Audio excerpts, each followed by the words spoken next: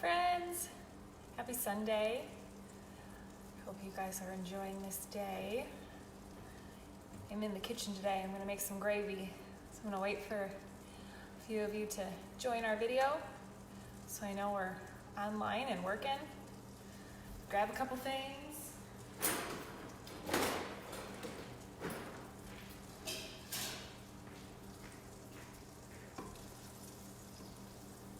If you are here with us, give me a chilled heart in the comments so I know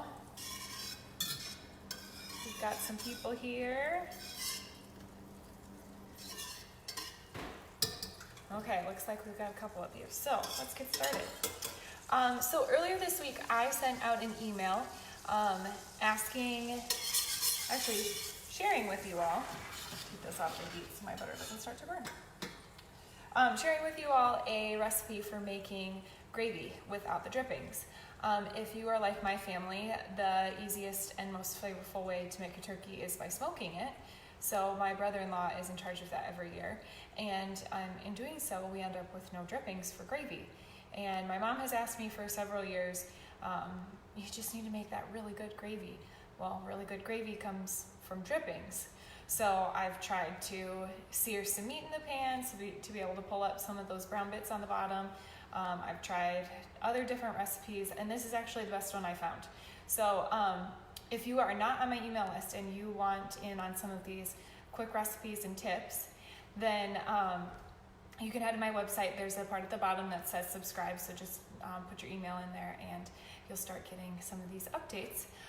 But the recipe that I'm using is kind of an adaptation from the slow roasted Italian, and I will link that recipe in the comments. But it is super simple.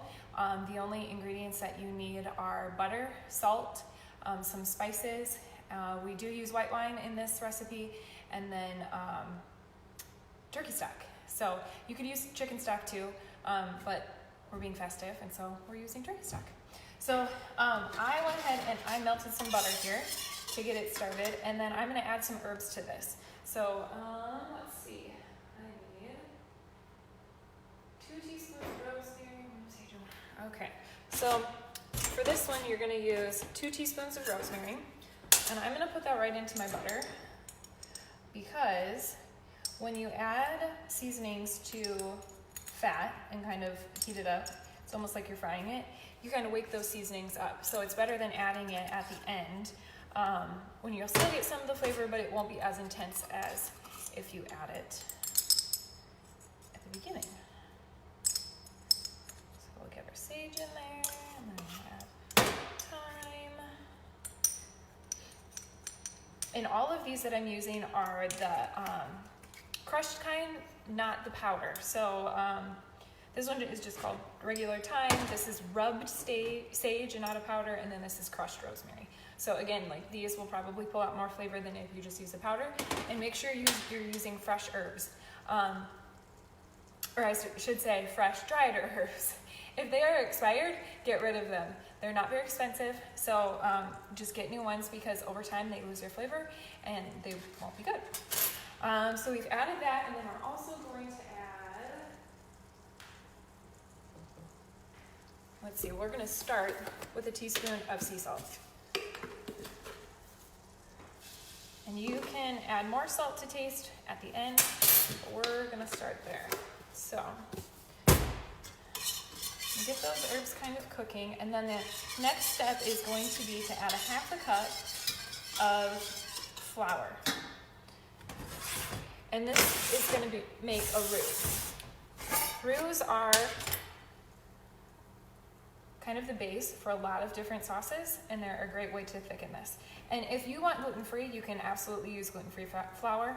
I would use like the Bob's Red Mill Mix gluten-free flour, but I wouldn't use things like almond flour or the other nut flours, because they probably won't turn out as well as if you use this. You can also thicken a gravy with cornstarch. Just make sure that when you use it, you mix it in with cold water before you add it to any hot liquid. So I'm gonna put in the flour, and since we're not baking, you don't have to spoon your flour in and use a knife to make sure that it's exact. It's just a rough 1-to-1 ratio of flour to butter. So this is gonna start cooking.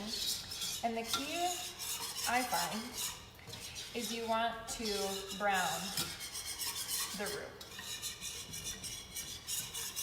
So once it's kind of all mixed up, you're gonna let it cook.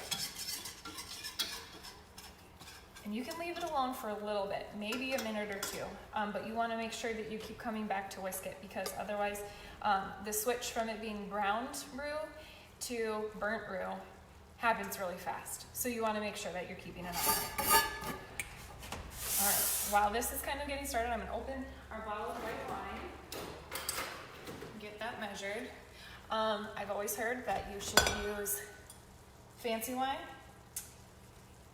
You should use wine that tastes good to drink in your cooking, but I go for the cheap wine and it does the same thing. If you're concerned about alcohol content, if you're cooking with wine, there is really no alcohol content as long as you cook it all out. So we're gonna do that. Once the roux has browned, I'm gonna add the wine in, and you guys will see like it'll all steam up and it'll cook down. And that means all the alcohol is leaving and it won't be left in your gravy. So, who's making gravy this Thanksgiving? Are you in charge of it? Because that's actually the only thing I'm in charge of, surprisingly. I do own a meals business, but I only have to make the gravy. We are making the pies, I guess, because on Wednesday, my oldest daughter, she wants to join in on the video fun, so she's gonna do Bryn Bakes, and she's gonna show you all how to make your pies look fancy. And in doing so, we're gonna bake 4 pies. So I am gonna take those to Thanksgiving.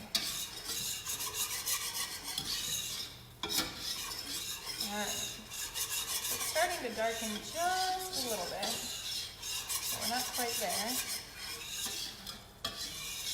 And if you guys could smell this, the herbs are really releasing all of their oils and flavor into the pan. Alright, so we're going to do a cup of white wine. And this is optional. If you don't want to use the white wine, it's totally up to you. Just use another cup of stock. So, just adds another level of flavor. Okay, I think you guys can see this. It's just starting to turn over to brown right here in the middle.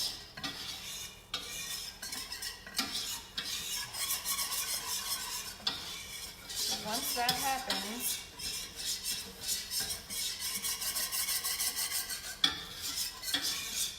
get most of it kind of out toward the center.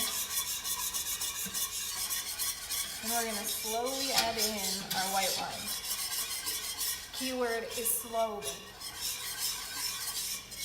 If you add the liquid too fast, that's when you're going to get lumpy gravy. So you want to whisk a lot and pour it in slowly. So here we go.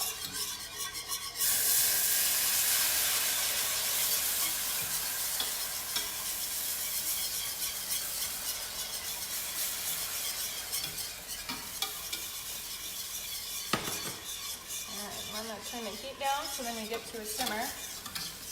You guys can see that that's pretty thickened up. So we're going to add in the turkey stock. And like I said, all of that steam is the alcohol releasing, so you don't have to worry about if you are feeding this to kids, feeding this to people that maybe have sensitivities to alcohol. It won't be an issue. I also wanted to mention, so you guys see that I'm cooking in a stainless steel pot. This is also important. I have tried so many different times to brown butter in a non-stick skillet. It doesn't work. It takes so much more time. So get a stainless steel frying pan, stainless steel stock pot, anything that has a heavy bottom, and this process will be much easier for you. Alright, I haven't added all the stock yet, but I want to make sure that it's whisked very well.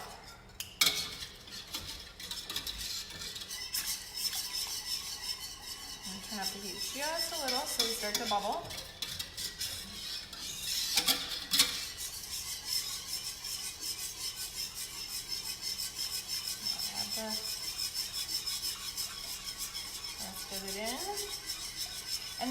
simmer it just long enough until it's the thickness that you want for gravy. So that's really a personal preference. All right, after this thickens up, I'm gonna put it in the freezer. Don't tell my mom. And then it'll be ready for me on Wednesday.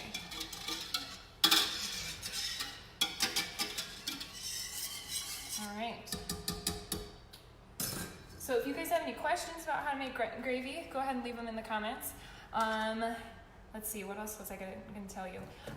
We are potentially doing a little Shop Small Saturday event in either Cedar Rapids or Cedar Falls. So you can head on our page and find the poll to vote for which city we should go to. Whoever gets the most votes is where we go. We'll have a cooler of meals from November as well as some other new options for you to purchase that day, and we will also do a gift card deal that day. So it'll be, if you buy 3 meals, you get a $10 gift card. So it's almost like you're getting a free meal. But otherwise, I think that's all I have for you guys. So good luck making your gravy, and I hope you enjoy the rest of your Sunday.